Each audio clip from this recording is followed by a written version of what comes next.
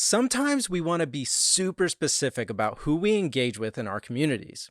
And oftentimes, the tools we use fall short and don't support the degree of targeting that we're after. But what if I told you there was not only a way to achieve robust message targeting in your Slack community, but also the ability to automate it?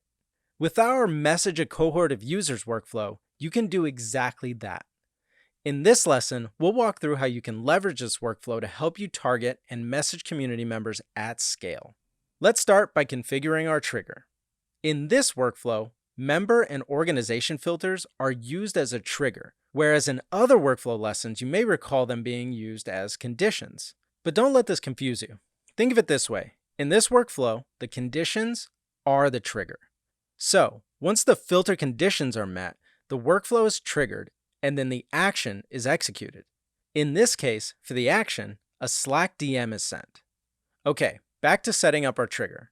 You'll notice that under Member Filters, Slack is selected by default as a source filter. We did this intentionally since we currently only support automated messaging in Slack.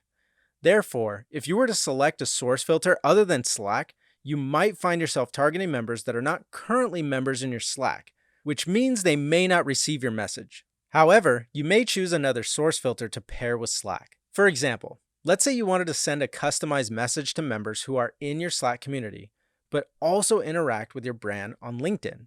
Now let's finish setting up our trigger.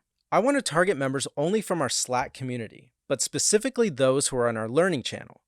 We also want to make sure they're influencers that have at least 1,000 impact points. If we'd like, we can set our organization filters as well. But in this example, we'll skip those filters. Now, let's move on and set up our action. First, we'll choose which Slack account we'd like our DM to be sent from. Then, we'll click below to open the message composer. Enter our personalized message, then click preview to see how our message will look to the recipient. We can choose to send a test message to our personal Slack if we'd like. In this example, we'll skip the test message since this is looking good in the preview. Next, we can add a messaging window, and then we can save our workflow. We can choose to turn on our workflow, or we can choose to do this later. We'll hold off for now and just complete saving our changes. Finally, we are redirected to the workflow dashboard, where we can track the performance of our workflow once members are enrolled.